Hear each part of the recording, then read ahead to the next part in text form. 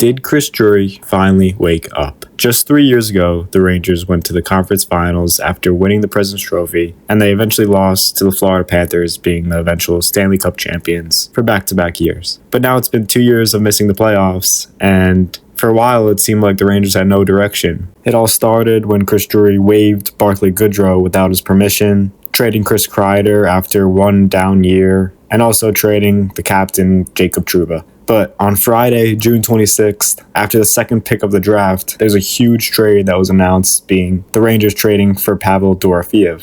Keep in mind, everyone thought it was going to be the fifth pick in the draft, which would have been a completely insane move. Getting rid of a fifth overall pick for a player who's only ever had a career high of 64 points. Well, yes, he's had 37 goals and 35 goals in back-to-back seasons. I would still much rather have a fifth overall pick who has the potential to be way better than that. But thankfully, it wasn't the fifth overall pick, and it was actually the 26th overall pick that the Rangers had in this draft, as well as the 92nd overall pick, and also a conditional first-round pick in 2028 being top 10 protected. So with the fifth overall pick that the Rangers had, they ended up drafting Albert Smits, which Albert Smits is a solid player, but with Chase Reed still on the table, this move might be looked back on in a couple of years as a major mistake. But I see what the Rangers were doing with Albert Smits being a very NHL-ready player, and Chase Reed would probably not even be in the NHL until maybe 2 years, 3 years maybe down the line. So if Smits ends up playing in the NHL this season, it might actually turn out to be a solid pick and a decent move by Drury.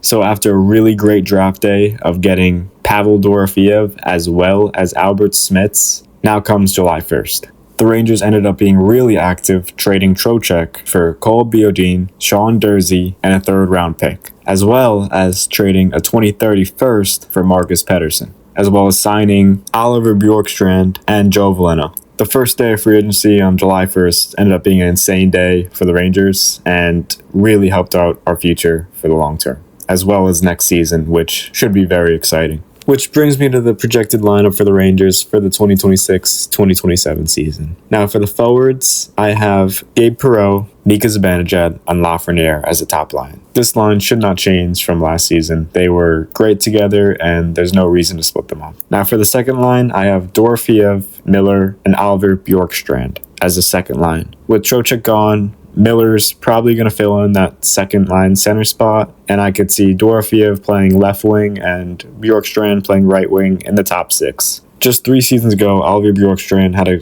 career high of 59 points in 82 games, 20 of those being goals.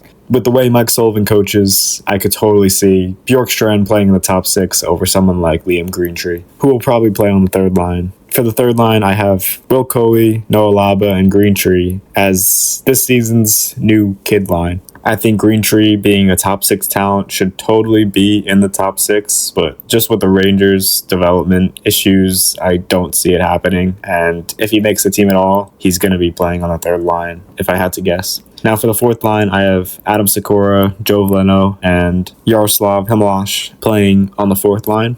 Adam Sikora played last season, and he was great towards the end of it, as well as Himlash, who both were great rookies last season, and I could totally see them playing in the NHL this season.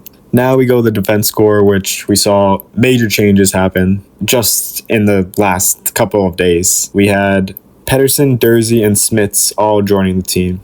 So for the first line, I have Gavrikov and Fox together. Last season, when these two were together, they played great, but with the limited time they had together, we didn't get to see much of them. So for the second line, I have Pettersson and Durzi playing together. These are the two newest additions to the Rangers, and Pettersson is a great puck-moving defenseman, and Durzi is also great at puck-moving, but he's also very fast. So these two additions to the Rangers are going to make the D-core way better than it was last season, and I'm very excited to see it. So for the third D-pairing line, I have Smits joining the team.